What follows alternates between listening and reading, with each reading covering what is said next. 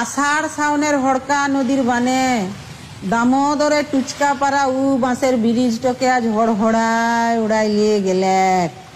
নদীর পারে তখন দিন আনা দিন খাওয়া ইক গাদা চাষা ভুষা কামিন মানুষের দল ভেলভেলায় তাকায় রইলে এক ভাঙা ব্রিজটা দিয়ে। দামোদরের উপারে ঝকঝকা শহর আসানসোল, আর ইপারে আমাদের ধুকুড়কুচা বাঁকুড়া গাঁ ডহর।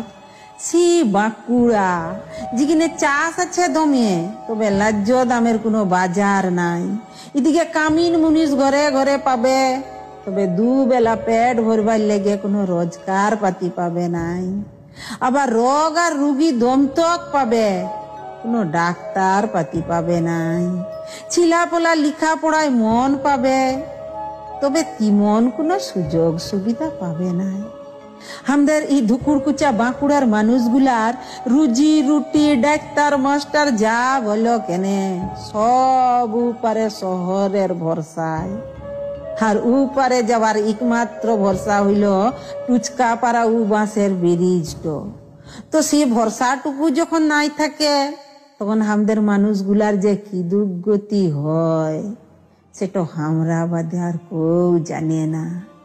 এই তো গেল বছর শ্রাবণ মাসের রাতে বাউরিদের পুয়াতি মিয়াটোর পাইতে যখন ব্যথা উঠলে, দাইমা জবাব দিয়ে বললে ঝটোপটো হাসপাতালে নিয়ে যাও। লদিটো পেরাইলেই তো দেদার হাসপাতাল, কিন্তু লদিটো পিরাইব কিমন করে? এইবারে তুমি লদির হড়কা বানটকেই দোষ দাও, আর মাসের ভাঙা ব্রিজটকেই দোষ দাও। মেয়াটোর জান তো আর ঘুরে আসবে নাই। যে কামিন মানুষগুলা আজ ঘর ঘুরে গেলে, উহারা দিন আনা দিন খাওয়া চাষা মানুষ বটে। ঘরে ছিলা পিলা গুলা খিদার জ্বালায় পেট থাপড়াই বলে ভাত চাই, ভাত দো। লদিটো পিরাইলেই তো ভাতের জোগাড় হবে, কিন্তু লদিটো পিরাইব কেমন করে?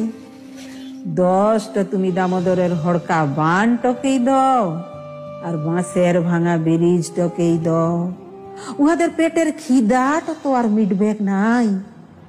আমাদের ধুকুড়কুচা বাঁকুড়ার মানুষগুলা যুগের পর যুগ মরণ দেখছে, রোজগারের অভাবে পেটের জ্বালা দেখছে।